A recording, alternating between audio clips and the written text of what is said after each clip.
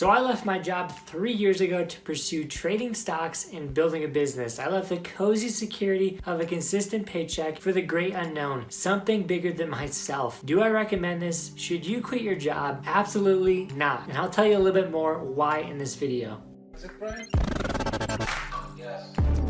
This was the hardest decision I ever had to make, and you're gonna think I'm crazy for making this decision, but for me, it was obvious because of my experience in the 9-to-5 world. This is the exact moment I knew I was never meant to work a 9-to-5 job, because in college, I had to work 3 internships for 3 separate engineering companies. So you would think I would find one company that was right for me, that was a company I should work for when I graduated, but that's the exact opposite of what happened. The very first company I worked for was so big, you didn't feel like you mattered. You were such a small fish in a big sea. There was too many people at the company, so I didn't like big companies. Then I went to a small company. This is for the government, and I worked for the government in Colorado for a whole summer crashing trains. That sounds amazing, right? I thought the same thing, but most of the time when I was working for the government, we were actually playing ping pong with senior engineers. It was quite embarrassing to say that was the work I did for the day. That was what I contributed to the world. In my 3rd internship, I went even smaller as a company. I went down to a 60-person company. At this point, it was way too small, and I'll tell you why, because sometimes small companies, they get away with things they should never get away with. There's no rules garnering some of these employees, and they can act however they want. So with the engineers, it was one big fraternity. It was really quite embarrassing looking back, but one engineer told me he was going to run me over with his car during lunch in front of all the other engineers. And you think he was joking, but he was 100% serious. This guy was an awful person. I also had one senior engineer call me the worst intern ever, and I wasn't really goofing around. I wasn't a bad employee. They were just terrible managers, and there was no rules around this company to stop this from happening. So here's how I know I was never meant to work a 9-to-5 job. During all 3 of those internships, I was thinking of inventions every single day. Just a way I could start my own company, any little thing that could solve a real world problem. I thought of beer holders, I thought of watches with different faces on them, I thought of ice mitts. It's crazy. I was trying so hard to free myself, and I wasn't even out of college. I was just working a job thinking of inventions on the side during company hours. And maybe you're in the same boat as me. Maybe you actually should quit your job. If you ever felt these 2 things, maybe it means you should quit your job too. Whether it's you're at lunch at a job and you're cherishing every minute you're going over your scheduled hour or your scheduled 30 minutes, that's usually an indication you should quit your job. Or if you're in the bathroom, going to the bathroom on company time, getting paid to go to the bathroom, and you're excited about that, that's another indication you should probably quit your job. So I felt all those things and more, and I was destined to never work a 9-to-5 job after those 3 college internships. This was my mindset out of college. I never wanted to work a 9-to-5 job. I would do anything possible to avoid it. This mindset led me to quit my job a little too quickly, almost putting me in a position to lose everything I ever owned. Let me tell you the exact moment I left my 9-to-5 job.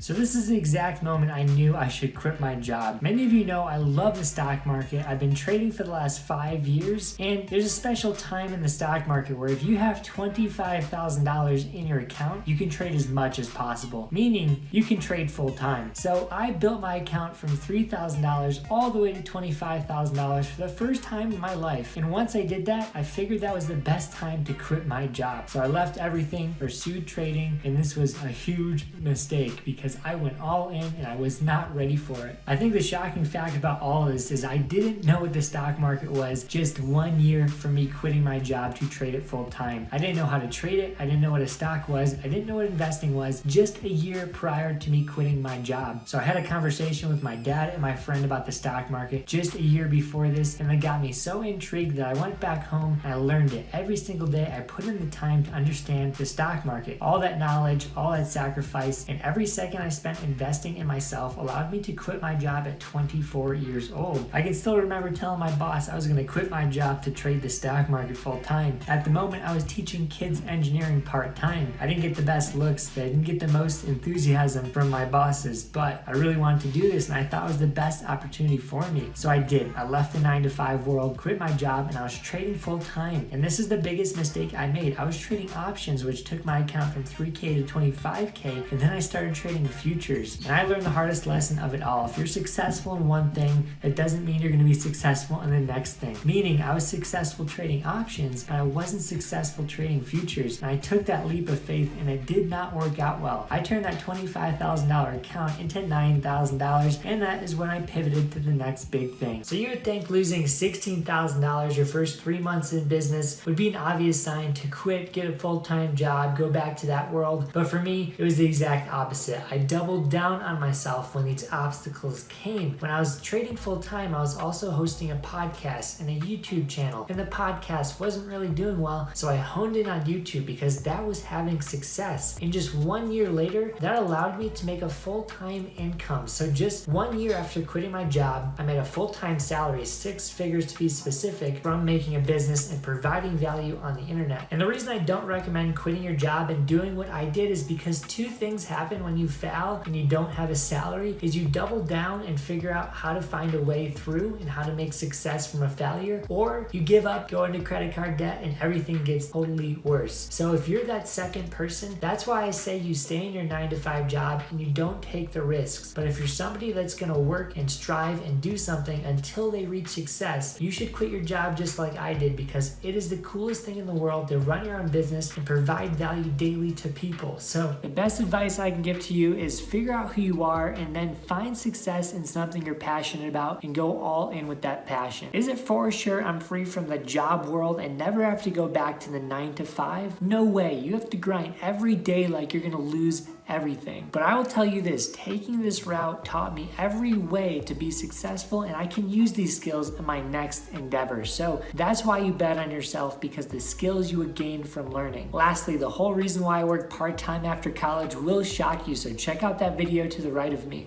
Stuff like this really happens. It's important to note that I never gave up. I never stopped pursuing success despite these huge setbacks. 6 months not doing what you love is one of the hardest things in the world, let me tell you. And I had to do that 3 separate times in a row.